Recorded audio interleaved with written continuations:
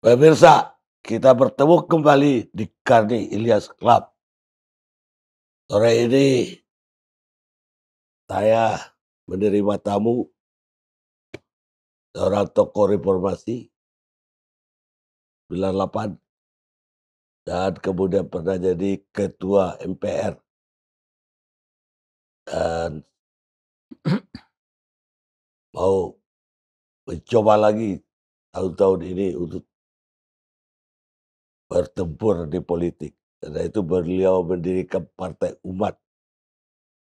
Namun langkahnya untuk kembali aktif berpolitik tersandung di KPU. Partai Umat satu-satunya partai yang dinyatakan oleh KPU tidak lolos verifikasi dari KPU. Karena ada 2 daerah katanya yang tidak memenuhi syarat untuk lolos jadi kontestan atau peserta di pemilu 2024. Beliau adalah mantan Ketua Umum Muhammadiyah dan juga PAN. Assalamualaikum Pak Amin. Waalaikumsalam, Pak Karni. Makasih. Ikut prihatin Pak Amin. Partainya satu-satunya yang tidak Iya, lolos. iya, iya, iya. Dan kemudian ada protes dari Pak Amin, saya dengar. Apa inti atau substansi protes tersebut? Jadi saya merasakan putusan KPU itu memang bias, ya, sangat janggal. Jadi apa yang saya dengar, insya Allah otentik laporannya itu, memang di kedua provinsi ini KPUD-nya itu diskriminatif. Jadi kalau sudah memverifikasi faktual Partai Umat, tiba-tiba hal-hal yang untuk partai lain boleh, yang Partai Umat tidak boleh gitu. Artinya misalnya begini, karena banyak kenyataan bahwa antar desa di sebuah kecamatan itu jaraknya kadang-kadang sangat jauh ya. Sehingga KPU pusat cukup bijak kalau begitu boleh pakai video ya. Jadi si anggota Partai Umat itu menunjukkan KTP-nya, kemudian wajahnya, saya nama fulan, alamat ini, kecamatan ini, saya ikut Partai Umat. Itu nggak boleh. Jadi harus langsung. Nah, padahal kalau nelayan yang jauh dari pusat kota, kemudian juga petani dan lain-lain, memang itu sulit, sangat sulit. Iyalah. Jadi mengapa lainnya boleh kalau Partai Umat tidak boleh?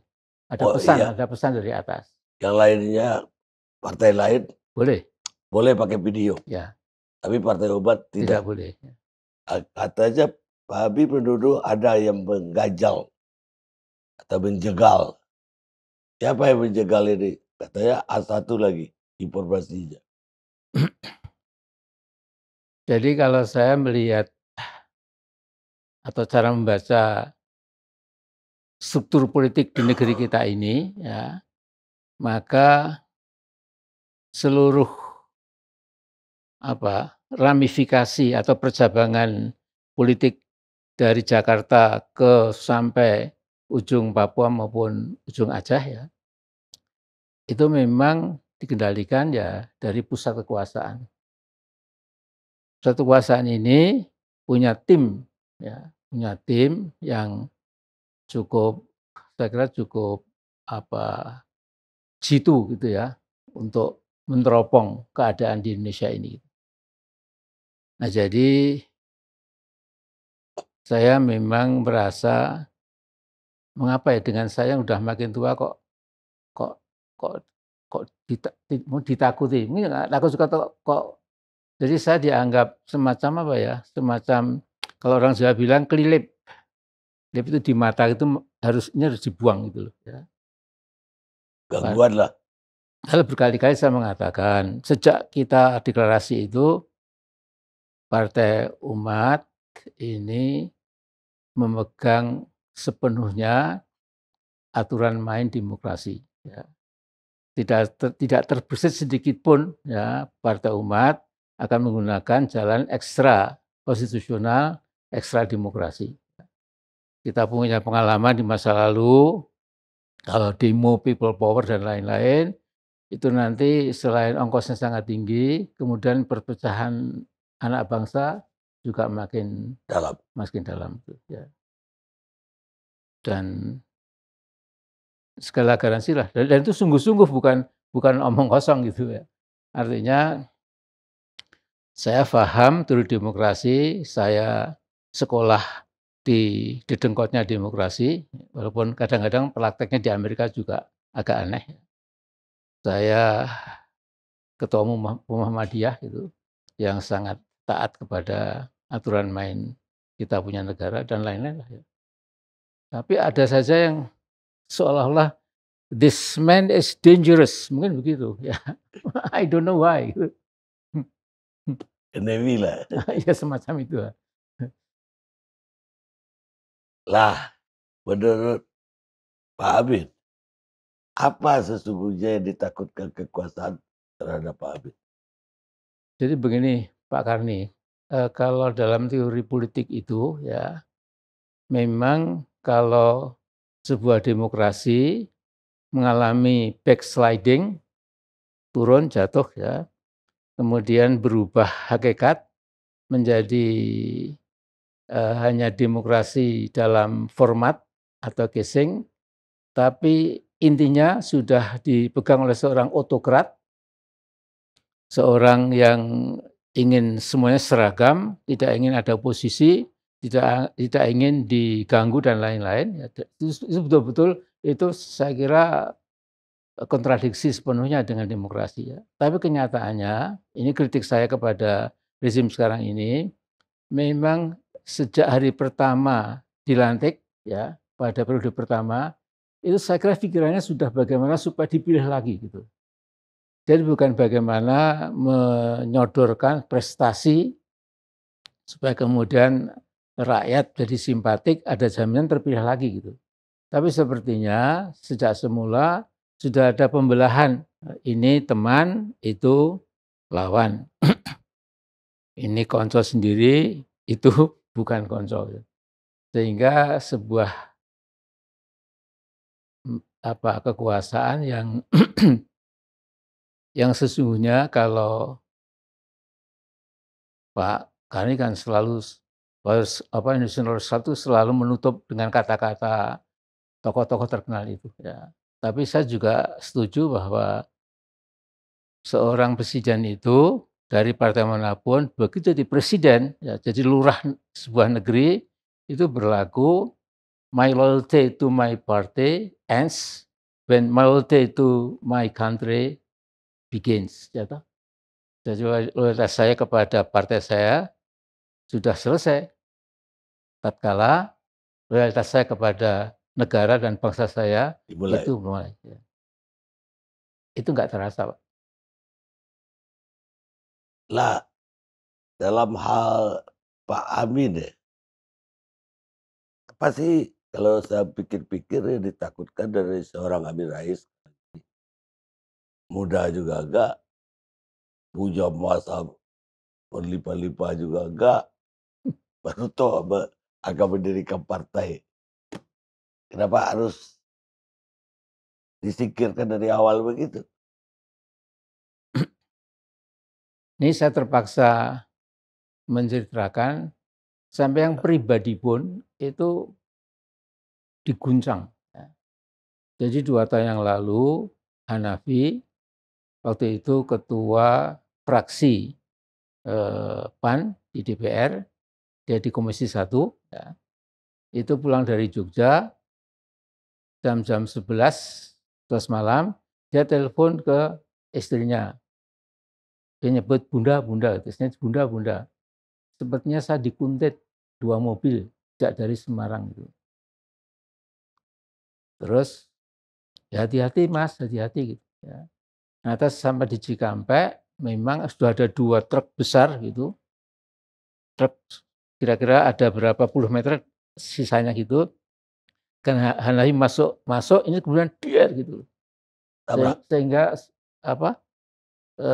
mobil Hanafi itu pecah terpotong dari 2. Dia naik Alphard ya. Kebetulan dia tidak pakai seat belt, kemudian ya seperti ya ada musibah besar. Sampai di berapa bulan di rumah sakit, 20 ampul darah untuk menambah darahnya itu. Kemudian semua dikasih itu, apa namanya itu, saya nggak tahu lah istilahnya. Sampai sekarang pun ini tulang belakangnya ini saya kira sudah terlambat juga ya. Dia agak miring kalau jalan. Padahal itu anak sulung saya ya yang sangat ya dengan bapak ibunya sangat taat. Itu saya kira itu adalah warning ya. Amin Rais, look, your son has passed away, itu has died, maksudnya kan begitu, supaya saya terguncang. Nah, tapi setelah itu jam 3 malam mobil saya yang saya parkir di depan rumah itu ditembak. Mungkin itu di Google masih ada itu ya. Di Jakarta itu? Ya di Jogja. Jogja. Ya. Nah, maksudnya mau menembak tangki mobil saya, tapi kira-kira meleset itu sehingga tidak meledak gitu, ya. Nah, kemudian ya saya lapor ke Kapolda datang gitu. Yang disalahkan supir saya, Pak Amin, supir Pak Amin keliru. Mestinya nggak dicuci pakai air gitu. Ya sekarang kita sudah nggak bisa melacak lagi. Gitu. Nah, kemudian the case is closed gitu, kira-kira begitu. Enggak. Ya, tapi ini sesuatu yang biasa lah. Saya enjoy saja. Enggak, Hanafi tadi di mobil Alphard itu hanya sendiri. Dengan sopir. Oh, ada sopir. Tapi kayak lebih mengarah ke belakang ya. Kenapa bisa? Tabrakannya lebih mengarah ke belakang kayak. Ya jadi didorong begitu, ini berhenti dorong dulu Pak. Nah kemudian alasan polisi tidak bisa melacak karena sepanjang 1 kilometer kebetulan CCTV-nya memang sedang diperbaiki. Rusak, jadi gelap. Ya sudah, wassalamualaikum, selesai Pak. Lah sekarang kejadian dengan ditolaknya Partai Umat dan juga agak menarik karena satu-satunya yang kena tolak. Pak Amin menuduh bahwa ini ada kecurangan. Kecurangannya di KPU pusat atau di KPU daerah atau semua? Jadi begini, 3 minggu yang lalu, ingat nggak Pak SBY kan lantang, saya akan turun gunung, akan ikut mengawasi proses pemilu. Karena saya punya data yang valid, kemarin ada kecurangan. Itu kalau yang ngomong bukan Pak SBY, mungkin Pak SBY kan orangnya kan sangat teliti. Ya, teliti tidak akan bicara kalau tidak ada data yang solid itu. Ya. Nah saya kira ini perpanjangan dari yang kemarin lah. Dari KPU yang kemarin. Sekarang Pak Amin mau lakukan apa untuk artinya memperjuangkan partainya inilah. Jadi Pak Karni, tadi jam 2 Partai Umat sudah melayangkan surat gugatan ke Bawaslu. Ya. Kemudian karena besok Sabtu Minggu itu tidak ada proses. Kemudian Senin itu akan ada pertemuan antara Bawaslu dan mungkin juga lembaga pengawas penyelenggara pemilu, ya, LPPP itu, ya. Kemudian dari pihak kami, ya, kami sudah mewakilkan 30 lawyers yang dipimpin oleh Profesor Dr. Denny Indrayana. Nah, kemudian nanti bagaimana? Katanya ya ada mediasi itu kalau memang sama-sama menyepakati ya memang ada kekhilafan dari KPU ya kemudian selesai. Ya kalau tidak itu lantas juga ke PT UN. Ini riwayat yang pernah dialami oleh PBB-nya Pak Yusril Iza Mahendra. Ya. Dulu tidak lolos, kemudian ke Bawaslu, kemudian ke PT UN akhirnya diloloskan. Oh, menangnya di Iya, pengadilan. iya, iya, iya. Dan bisa ikut Iya, iya, pemilu iya. musim itu. Iya, iya. Artinya nggak sidangnya harus selesai 2023 ini dong. Iya, memang setelah itu 2 minggu selesai, Pak. Oh, 2 Sudah minggu. selesai ya. Itu sidang singkat. Nah jadi Pak, jadi begini, teman-teman saya memang Pak Amin, ini kita juga tidak boleh terus diam saja. Ya. Ya, setiap pintu yang memang bisa dibuka untuk menyelamatkan Partai Umat, ya mengapa tidak. Jadi saya masih menyimpan sebuah Harapan lah. harapan. Andai saya nggak berandai aja ya. Nanti saja kalau misalnya tetap ada semacam kecurangan, tentu ada jalan lain. Artinya Pak Amin sampai hari ini masih optimis bisa memperjuangkan Partai Umat ini untuk ikut dalam pemilu. Ya, mula-mula saya bilang begini sama yang muda-muda itu. Jangan-jangan Bawaslu sekali tiga uang dengan KPU. Jangan-jangan ada geleng angguk begitu ya. Tapi kalau melihat lagi-lagi pengalaman Pak Yusril itu toh bisa. Ya. Jadi kita masih berbaik sangka Pak, berbaik sangka. Ya. Tapi mudah-mudahan yang di puncak piramid kekuasaan itu pun juga harus ya ada konsesi lah gitu. Karena semua kan berasal dari sana, Pak. Apa Yusril dulu juga dari sana? Apa? Yusril dulu nggak lolos awalnya. Ya saya kurang tahu. Enggak, Kak. Pak Yusril itu sebelum itu kan nggak lolos. Ya. Ikut, nggak lolos. Ya. Kemudian mendaftar lagi, gitu. Lantas ketika tidak diloloskan, dia menggugat ke Bawaslu dan akhirnya juga gol. Tapi lepas dari itu ya, Pak Helmi, ini buat saya kasus Partai Umat ini itu hanya refleksi kecil dari bagian politik besar bangsa ini, ya. Jadi mungkin loh Pak Karni mungkin ya. Jadi mereka risih dengan saya karena saya misalnya pernah membuat 2 tahun lalu risalah kebangsaan. Ya. Judulnya itu Pak Jokowi mundur atau terus gitu. Nah kalau terus tolong dibenahi yang ini, yang ini.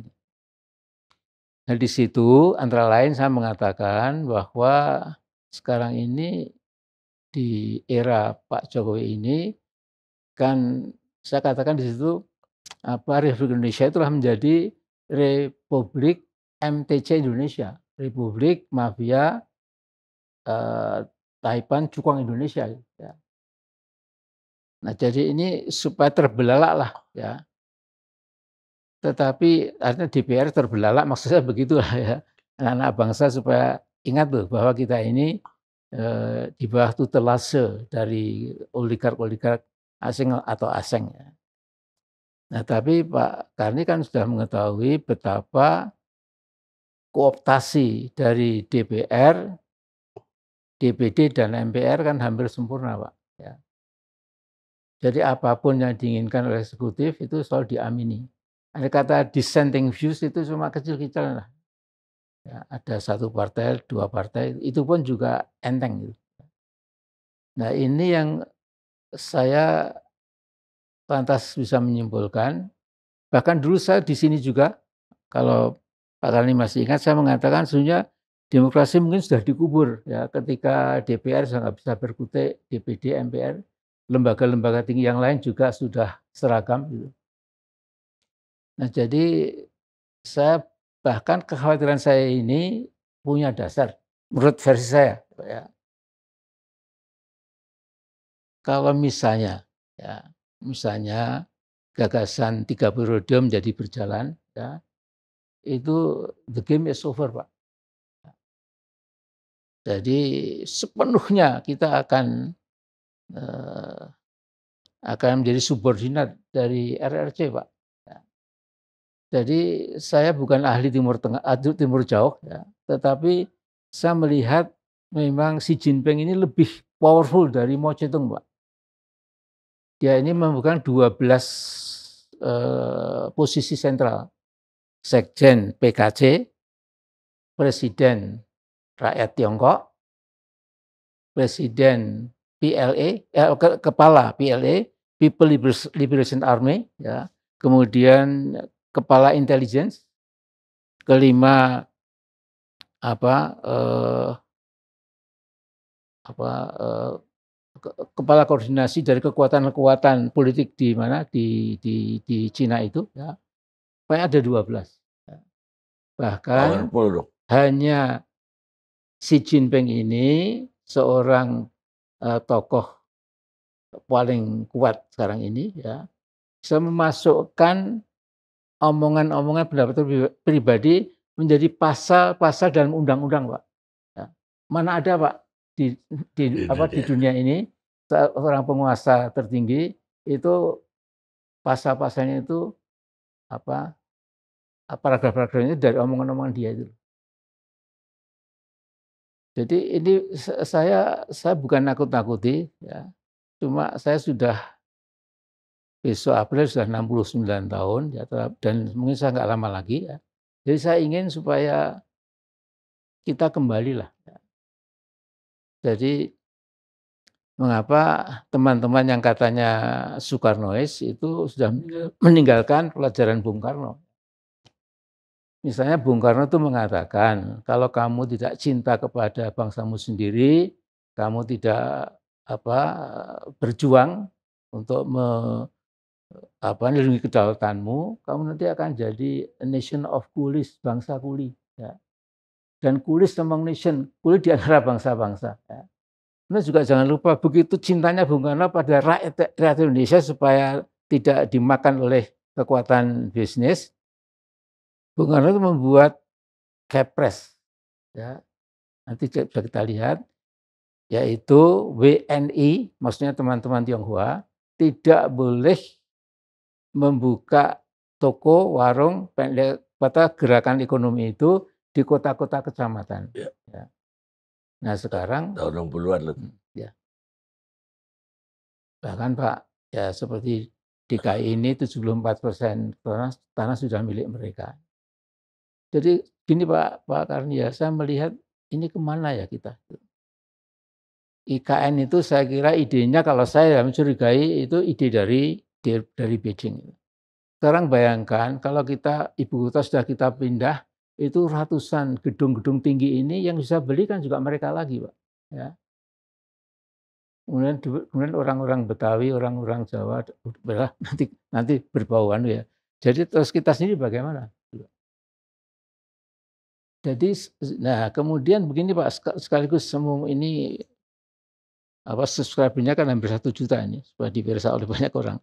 Ya begini Pak, saya dapat undangan unduh mantunya Pak Jokowi, ya.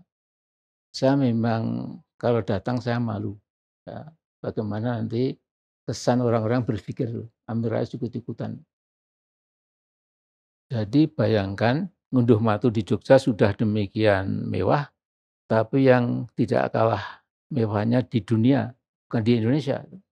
Itu ketika ratusan ribu berjalan dari Loji Gandrung menuju ke Taman Mangkunegaran itu, ya Istana Mangkunegaran itu, 20 kereta kencana dengan kuda-kudanya, dengan saesnya itu, dan pasukan genderang ala zaman dulu gitu. Apa seperti itu gitu Pak, ya, negeri ini gitu. Ketika puluhan ribu penduduk di Semeru pada lari karena wedus gembel, guncangan ada jembatan putus. Ketika Cianjur seperti itu, ya, dan lain-lain, ini enak saja gitu, Pak. Jadi di mana nuraninya itulah, ya. Kemudian juga yang lucu, hari Jumat, Sabtu, Minggu, saya kira ini Jakarta kosong, Pak. Seluruh menteri, kalau Jumat saya nggak tahu, tapi Sabtu Minggu itu seluruh menteri, Wamenlu, Sekjen itu semua ke Solo. Sehingga dikatakan ada sekian belas jet pribadi yang mendarat di Adi Sumarmo, Bandara Solo itu, dan lain-lain. Jadi menurut saya itu antara yang kita lihat, ya, dan juga yang kita dengar, kita lihat, itu memang sangat jauh dengan slogan-slogan, ya, membela rakyat kecil, kemudian ya udahlah, Anda lebih tahu. Ya, kalau Pak Amin melihatnya seperti itu memang nggak salah juga kalau Pak Amin dianggap sebagai enemy. Saya begini ya, Pak Ari yang saya hormati. Saya membaca tarikh sejarah, ya, sejarah para nabi, ya, di Quran maupun lewat sunnah. Jadi intinya itu Allah yang maha sempurna, maha kuasa itu ketika melihat ada seorang yang atau pemerintahan yang zalim, ya, yang zalim atau zalim, ya, itu tidak ada yang protes, ya, maka kezaliman itu akan berlangsung selama tidak ada yang protes. Jadi kezaliman Namrud atau Nimrod itu berhenti karena Ibrahim mengatakan tidak kepada kezaliman, tidak kepada kekuasaan. Kemudian berkali-kali Fir'aun itu ratusan tahun, ya, dari yang satu ke yang berikutnya itu terus saja, ya, ada kezaliman. Ketika Musa mengatakan tidak, nah baru kemudian ada perlawanan. Bahkan ini saya dulu mengatakan ketika Pak Fatwa almarhum itu menjelang masuk penjara, saya mengatakan, Pak Fatwa, Anda dan petisi 50 itu akan punya andil besar untuk merubah negeri ini. Karena Anda berani mengatakan tidak. Nah kemudian menggelinding, ya akhirnya terjadi reformasi itu. Ini pun ya sesungguhnya belum terlambat. Saya masih punya harapan, ini Pak Jokowi masih 20 bulan. Ya. Jadi ini Desember sudah habis, 12 bulan tahun 2023, tambah 10 bulan, jadi ada 10 tambah 9 lah, 19 bulan. Ya. Masih ada waktu lah. Ada waktu. Ya. Apa yang harus diperbaiki dalam 19 bulan? Ya artinya pegang Undang-Undang Dasar, dilihat pasal-pasalnya, ya. Kemudian pasal 33 dicermati, pasal 29 dicermati, dan lain-lain. Ya. Nah kemudian dari situ akan terjadi kesadaran yang lebih lebih people oriented.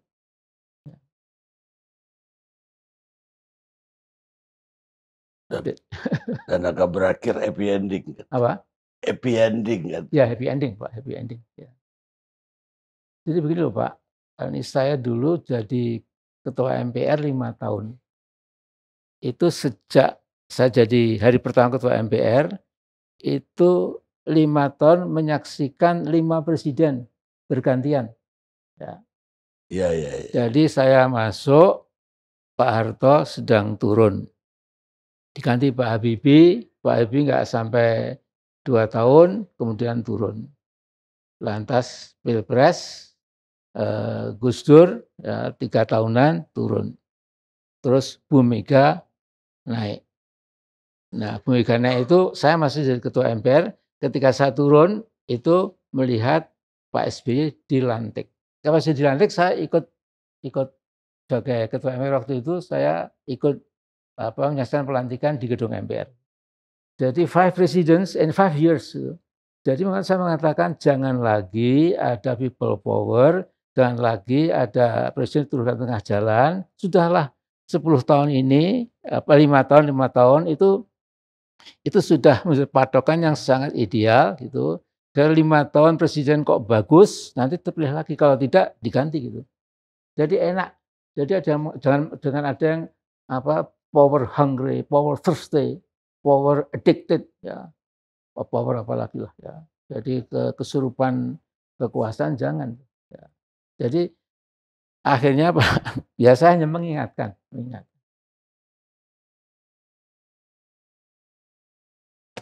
Baik Pak Hamid. Terima kasih sekali. Terima kasih Terima banyak. kasih Pak Gani ya. Kita udah dengar petuahnya. Mudah-mudahan bermanfaat untuk diambil hikmahnya oleh para pemimpin dan bermanfaat untuk bangsa Amin. dan negara. Pemirsa, kita ketemu Kari Ilyas Club yang akan datang.